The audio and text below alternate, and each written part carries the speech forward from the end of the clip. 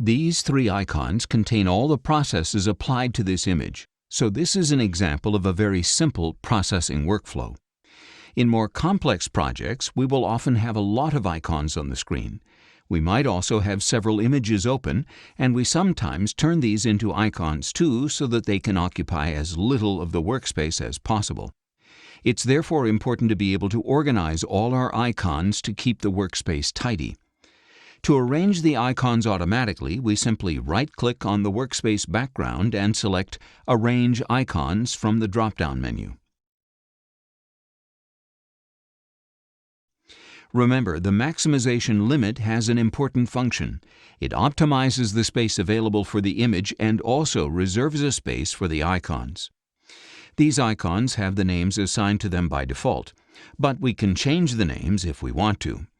To do this, we simply click on the Rename button. It's best to use a name that describes the icon's function rather than the name of the process it contains. For example, this is a histogram transformation process, but we're going to call it Increase Illumination Level.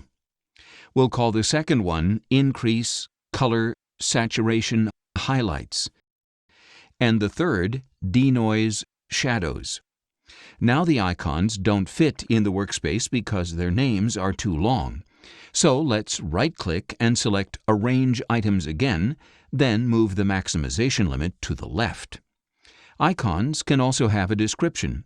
We can read it by clicking on this button at the bottom right. If an icon has a description, this button will be red. To edit the description, click on this Edit button. We can add whatever text we like, then click on Commit, and the description will be updated. Each icon has its own description.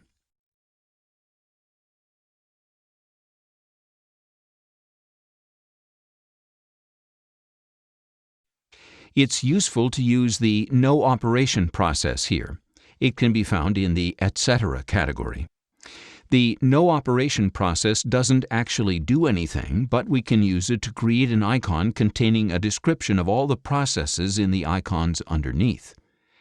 Let's change the identifier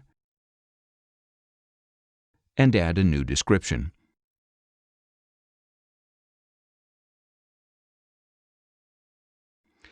We've added another No Operation process at the end of this set to demonstrate the different formatting options for the descriptions. The descriptions can include HTML tags. For example, we can include headers of various sizes, horizontal lines, bold text, italics, or underlines. Here's how to format the text. Some tags need to go inside the HTML tags. This is the case of the horizontal line and the different headers. But for normal text, we can simply add the bold, italic, and underline tags and put the words we want to format that way in between them.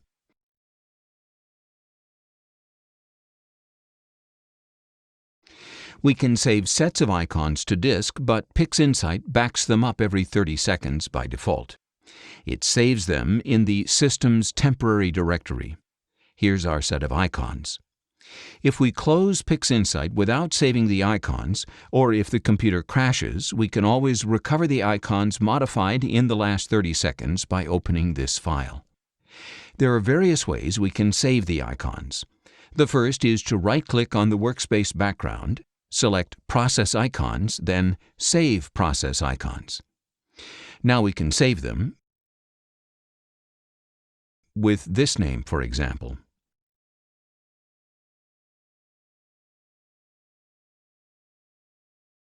Now, if we go to the directory, we can see that this file is only 5 kilobytes because it's just a text file in XML format. We're going to edit it now in PixInsight. When we select Edit with PixInsight from the drop-down, the script editor opens. Here we can see the code of the set of icons. The parameters for each of the processes are saved here.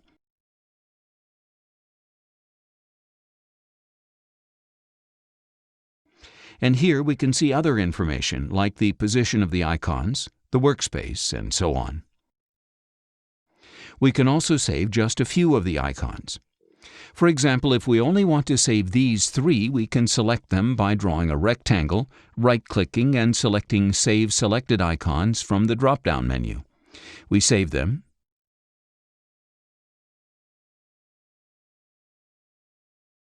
and here they are. When we save a complete set with all icons created, the set will include icons from several workspaces.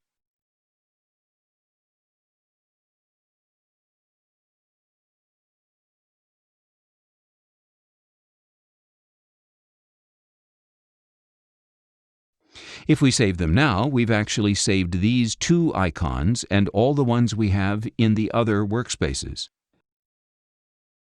Now let's look at how to load these icons. Let's delete them all. To do this, we select them, right-click, and select Delete Selected Icons.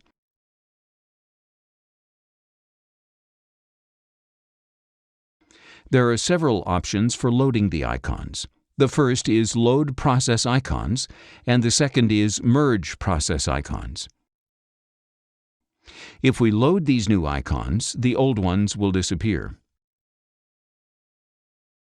The iconized images won't disappear because they are not really icons, they're images. But the old icons have disappeared, and we can only see these new ones. If we load the icons using Merge Process Icons, we keep the old ones and they merge with the new ones. If 2 of the icons have the same identifier, PixInsight will automatically change the identifiers because 2 different process icons can't have the same name. The icons are overlapping here, so let's arrange them again. If we want to separate the 2 sets, it's best to separate them vertically, then arrange them again. This is because PixInsight arranges the icons vertically in the workspace. Let's delete these ones and load them again via File Explorer. If we do it like this, we'll load in the same way as if we'd selected Merge Process Icons. Here we can see that we forgot to delete the description, and PixInsight has renamed the duplicate, changing it to Description 1 because it found 2 icons with the same name. We can see that the descriptions are identical.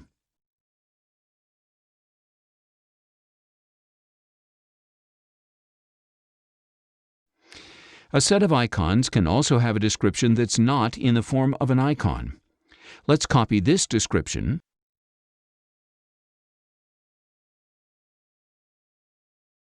and select Edit Process Icon Module Description. We click on Edit and paste the description.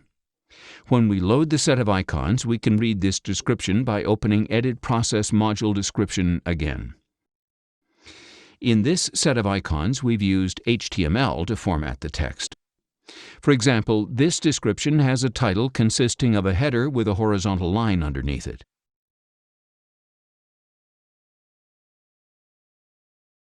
The others use italics for the names of process parameters.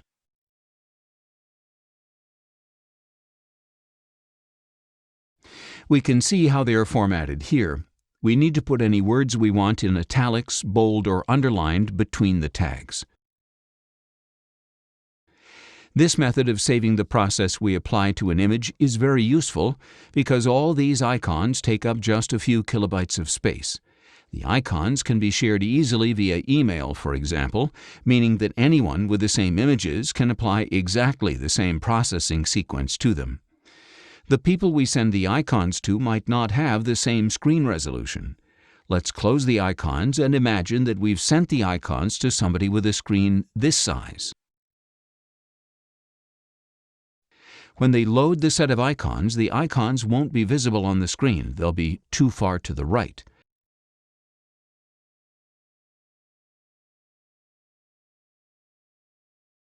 To fix this, they can simply click on Arrange Icons and the icons will automatically move to the upper right corner of the screen.